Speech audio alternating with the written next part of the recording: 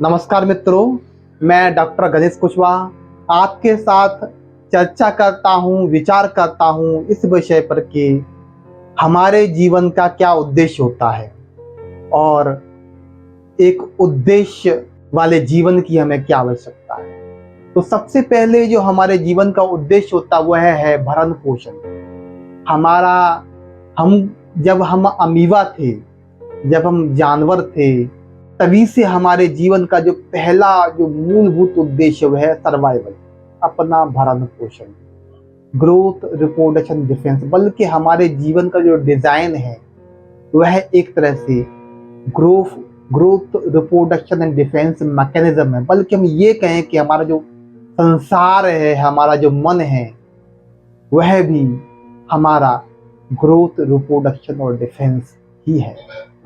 तो सबसे पहले जीवन के उद्देश्य की बात करें तो यह सवाल आता है कि हम अपने आप को क्या समझते हैं। What is the meaning of our self identification? तो प्राइमरली हम यह शरीर है, हम यह जो हमारी जो देह है, इसका भरण पोषण, हम जब अपने आप को देह समझते तो देह का भरण पोषण प्रक्रिया ही हमारे जीवन का उद्देश्य हो जाता है। और जो प्लांट्स हैं, एनिमल्स हैं, इन सभी में जो जीवन का उद्देश्य मात्र भरण पोषण ही होता है। लेकिन यह प्राइमरी जो उद्देश्य जीवन का जो भरण पोषण होता है, एक मेरे मित्र ने इस पर एक मुझे सुझाव दिया था कि इस प्रकृति में प्रत्येक जीव ग्रोथ, रिप्रोडक्शन, डिफेंस कर नहीं रहा है, बल्कि संपूर्ण प्रकृति का इकोसिस्टम ने उसे यह करने के लिए प्रोग्राम किया हुआ है। क्योंकि इस पृथ्वी के इकोसिस्टम में कोई भी जीव यदि समाप्त हो जाता है, कोई भी जीवन की प्रजाति समाप्त हो जाती है, तो पृथ्वी का संपूर्ण इकोसिस्टम उलट पुलट हो जाएगा, बल्कि पृथ्वी का से जीवन ही समाप्त हो जाएगा। इस पृथ्वी के इकोसिस्टम, प्रत्येक बैक्टीरिया, प्रत्येक जीव, प्रत्येक प्रजाति जो लाखों वर्षों में विकसित हुई है, वह इस पृथ्वी के इकोसिस्टम में एक महत्वपूर्ण भूमिका निभा रही है। तो इस पृथ्वी के जो इकोसिस्टम को बनाए रखने के लिए प्रत्येक जीव में ग्रोथ, रिप्रोडक्शन और डिफेंस आवश्यक है। प्रत्येक जीव का अस्तित्व बने रहना बहुत ही आवश्यक है। तो कितनी गहरी बात है कि हमारा अपने जीवन का उद्देश्य, जो प्राइमरी उद्देश्य है, वह केवल हमारा उद्देश्य नहीं है, वह इस प्लानिट का उद्देश्य, क्योंकि यह प्लानिट का इकोसिस्टम ही नष्ट हो जाएगा। और बल्कि प्लानिट के साथ में हमारे जो अन्य प्लानिट हैं, सोलर सिस्टम है, इनका भी कनेक्शन हो सकता है। यह अपने आप में एक एस्ट्रोलॉजी और ज्योतिष शास्त्र का विषय है, इसके गहरे में हम अधिक नहीं जाएंगे। अब हम बात करते हैं अपने जीवन के उद्देश्य के बारे में। तो प्राइमरी उद्देश्य है हमारे जीवन का भरण पोषण। हम इंसान के अंदर मस्तिष्क है, बुद्धि है, हम लोग पास्ट, प्रेजेंट, फ्यूचर, हमारे अंदर जो क्षमताएं हैं, जो भी प्लांट एनिमल्स है, एनिमल्स प्लांट से ज्यादा सक्षम है अपने भरण पोषण के लिए। बल्कि प्लांट्स में अलग तरह के सिस्टम्स हैं और प्राइमरी सिस्टम्स हैं। एनिमल्स हैं तो एनिमल्स वह उनके अंदर सेंसेस होते हैं, उस सेंसों के वो फील करते हैं और एक्ट करते हैं अपने पेट भरने के लिए, अपने डिफेंस के लिए, अपने ग्रोथ के लिए। इंसान है, उसके पास मस्तिष्क है, वह प्लान कर सकता है, वह सोच सकता है, वह विचार कर सकता है, वह स्ट्रेटजी बना सकता है। तो इंसान अपने जो सेंसरी एक्सपीरियंसेस है उसको मेमोरी के रूप में स्टोर करता है और दूसरों के एक्सपीरियंसेस भी as a conceptual knowledge, perceptual knowledge तो वो गेन करता ही है, उसको मेमोरी बनाता है। बल्कि कंसेप्चुअल, दूसरे के जो अनुभव, दूसरे की गलतियां, दूसरे के जो अनुभव हैं, सफलताएं हैं, गलतियां हैं, उनसे भी सीख कर वह इस दुनिया का एक वर्चुअल मैप बनाता है अपने अंदर। उस वर्चुअल मैप के अंदर वो किसी भी काम को करने से पहले 2 या 4 बार वह कल्पना करता है, उस काम को अपने मन के अंदर करता है, तब उसे वो मैनिफेस्ट करता है। इसलिए हम इंसानों के पास मस्तिष्क के विकास होने की वजह से हम लोग आपस में मिलजुल कर अधिक कार्य कर सकते हैं। हम लोग सर्वाइवल में, हम लोग भौतिक देह के सर्वाइवल अधिक सक्षम हैं, अधिक विकसित हैं। हम लोग जानवर तो केवल आज के भोजन के बारे में सोच पाते हैं, लेकिन हम लोग साल भर के भोजन के बारे में सोच सकते हैं। हम लोग अपने आने वाली पीढ़ियों के भोजन के बारे में, रोटी कपड़ा मकान के बारे में प्लानिंग कर पाते हैं। यह मानवीय मस्तिष्क की क्षमता है। तो नॉर्मली देखा जाए तो यही हमारा जीवन का उद्देश्य बन जाता है। जीवन का उद्देश्य मतलब कि अच्छा घर हो, बंगला हो, 2-4 अच्छी गाड़ियां हो, मर्सिडीज गाड़ियां हो, समाज में अच्छा नाम हो, अच्छी प्रतिष्ठा हो, लोग सम्मान से नाम लें, और यही नॉर्मली जीवन का उद्देश्य लोगों का होता है। क्योंकि 95% जो लोग होते हैं, बल्कि 99% लोग होते हैं, वह इनको ही पूरा नहीं कर पाते। लेकिन जिनके यह सपने पूरे हो जाते हैं तो उनके जीवन का क्या उद्देश्य होता है, यह जीवन के उद्देश्य की जो अगली सीढ़ी है।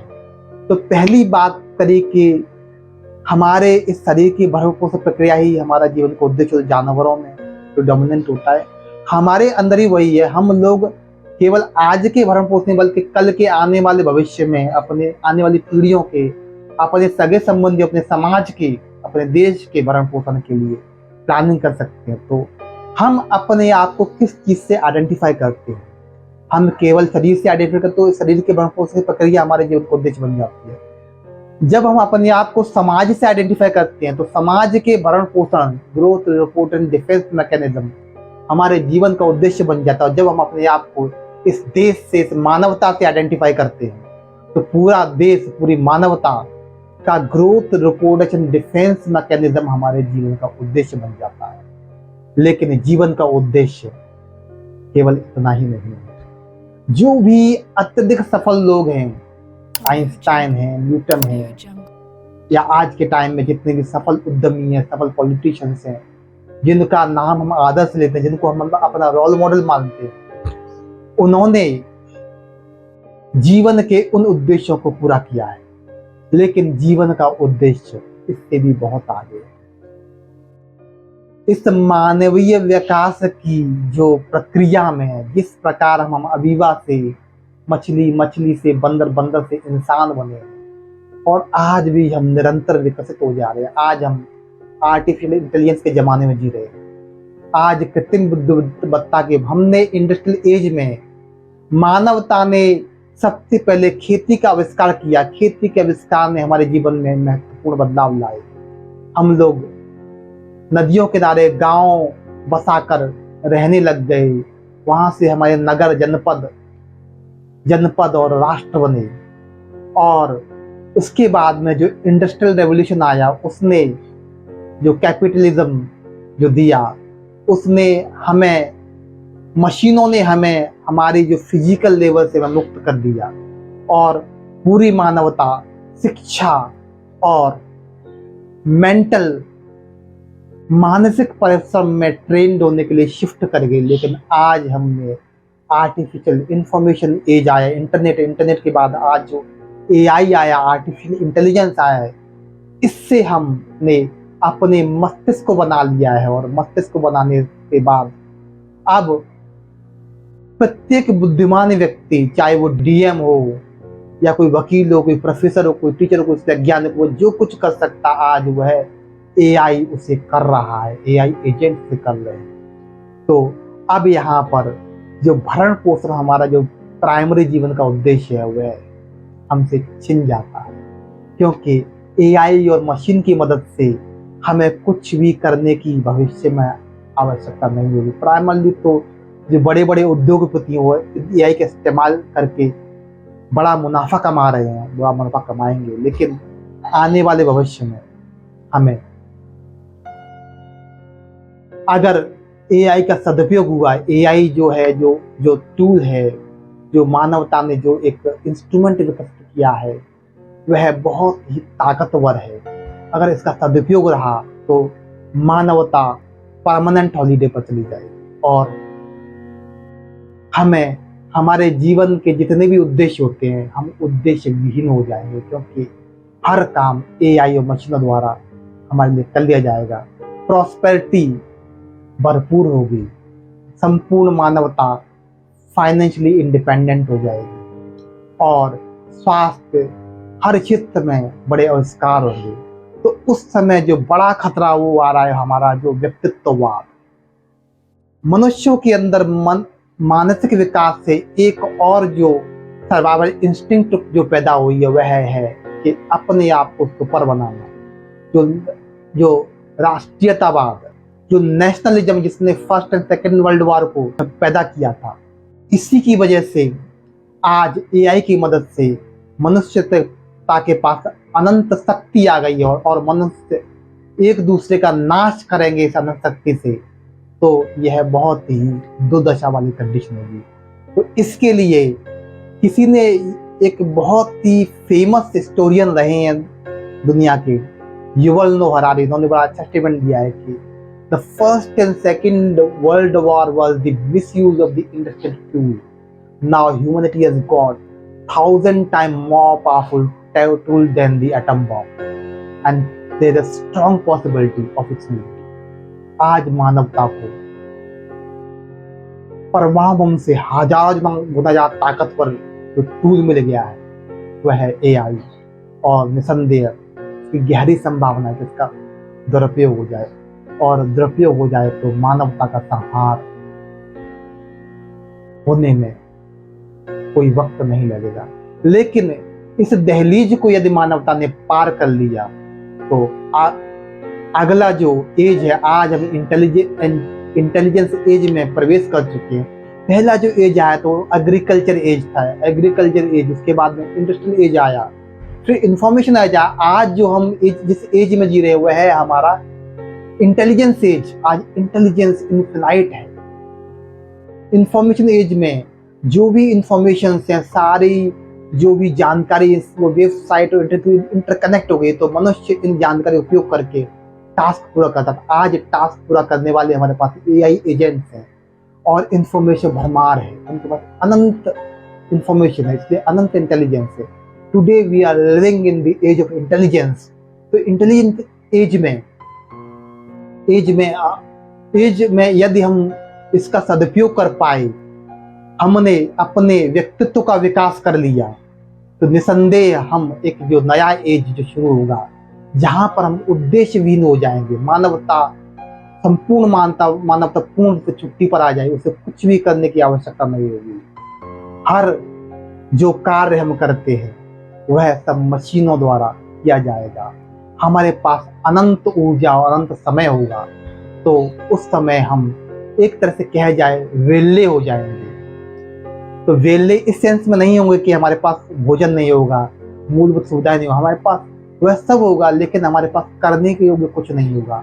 तो जो नया एज स्टार्ट होगा वह एज होगा विजडम एज। प्रत्येक घर में बुद्ध और महावीर पैदा होंगे, प्रत्येक घर में कृष्ण और राम पैदा होंगे। हम मनुष्यता, युवल नोह हरारी ने एक बहुत गहरी बात कही है कि आज एआई एक अमीबा के समान है। इमेजिन करिए जब वह टीरेक्स हो जाएगा, और मानवता के ऑर्गेनिक विकास में लाखों साल लगे हैं, अमीबा से इंसान बनने में करोड़ों साल लगे हैं, लेकिन एआई जो ग्रोथ है वह है एक्सपोनेंशियल है, वह 2-3 साल में बहुत कुछ बदल जा रहा है। तो इमेजिन करिए कि जब एआई इतना पावरफुल, जब टीरेक्स बन जाएगा तो क्या हालत होगी। तो न केवल एआई बल्कि मनुष्य की अपनी जो सेरेब्रल कैपेसिटी उसका भी हम केवल 2-4% इस्तेमाल कर, बाकी 95% हमारी जो मानसिक क्षमताएं वह अनयूज्ड ही है। और हमें उस समय पूरा वक्त मिल जाएगा, पूरी एनर्जी होगी अपने आंतरिक विकास में, योग और ध्यान के में फोकस करने की, अपनी आंतरिक शक्तियों का विकास करने की। अपनी प्रसिद्ध बुक जैन योगा में डॉक्टर पीजे सर कैसे कहते हैं कि हमारे मन के 4 हिस्से होते हैं, 4 पार्ट होते हैं। उसका पहला पार्ट होता है जिसके आगे उन्होंने 4 भाग किए, उसका IESM।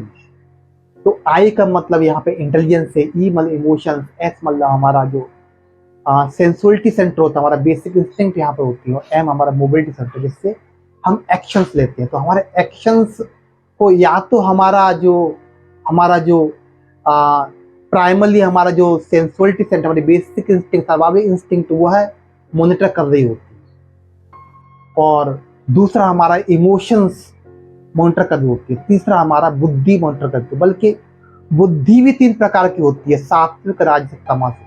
जो बुद्धि अपने आप में स्वास्थ्य के, इमोशंस राजसिक है,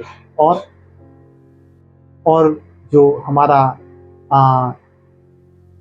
एस जो सेंटर है हमारा, वो तामसिक सेंटर है। तो जो जिनकी बुद्धि अधिक ताकतवर हो जाती है, वह लोग अपनी इमोशंस और इंस्टिंक्ट पर को में समन्वय को समाहित कर लेते हैं, बल्कि इंटीग्रेट कर लेते हैं, और वहां पर हमारा जो माइंड का सेक्शन 1 क्लोज होता है और सेक्शन 2 स्टार्ट हो जाता है। वहां पर हमारा इंट्यूटिव नॉलेज, हमारे अंदर इंट्यूटिव क्षमताएं पैदा होती है, जैसे कि रामानुजन में थी।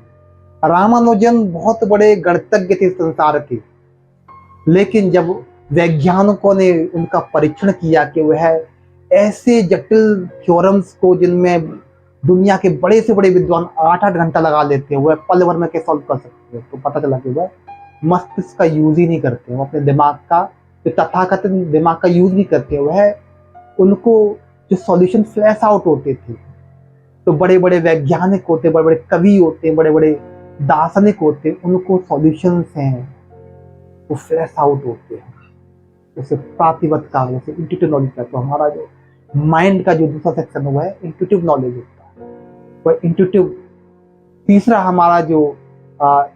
तीसरा जो सेक्शन है वो हमारा, इसे कहते हैं, यहाँ पर हमारी इलेक्ट्रॉनिक बॉडी बन जाती है। हमारा जो पहला जो माइंड है वो हमारा जो डिपेंडेंट होता है हमारा जो कोशिकीय शरीर पे, हमारा जो सेल्युलर बॉडी पे। दूसरा जो हमारा माइंड होता है इंट्यूटिव माइंड, वो मॉलिकुलर बॉडी पे। तीसरा जो माइंड होता है हमारा इलेक्ट्रॉनिक बॉडी, हमारा जो इलेक्ट्रॉनिक। और चौथा जो हमारा जो माइंड होता है वो यूनिवर्सल माइंड हो जाता है।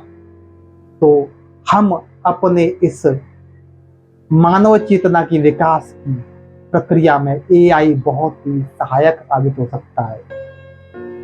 इसके लिए बहुत ही आवश्यक है हम अपने आप को इतना सक्षम बनाएं कि हम एआई का उपयोग कर पाए। करना ही पड़ेगा, भले ही बहुत बड़ी घटना जैसे कि कोरोना आया तो लोग हेल्थ कॉन्शियस हो गए। ऐसे संभावना है कि एआई की वजह से बहुत सारी समाज में विषमताएं आएंगी, जिसकी वजह से हमें ये समझ में आएगा कि हमें अपने मन मस्तिष्क के विकास का, हमें अपने व्यक्तित्ववाद और राष्ट्रीयतावाद से बाहर निकलकर हमें क्या है ना कि ह्यूमैनिटेरियन, मानवतावादी, बल्कि कह सकें वसुधैव कुटुंबकम, इस सोच के साथ आगे बढ़ना होगा, तभी हम इस महाशक्ति का उपयोग कर पाएंगे। तो यह बात केवल हमारे जीवन के उद्देश्य की नहीं है, हम इस चेतना के विकास में क्या कंट्रीब्यूट कर सकते हैं भरण पोषण से ऊपर उठकर। मुझे लगता है कि यह जीवन का हमारा परम उद्देश्य है। आज के लिए बस इतना ही।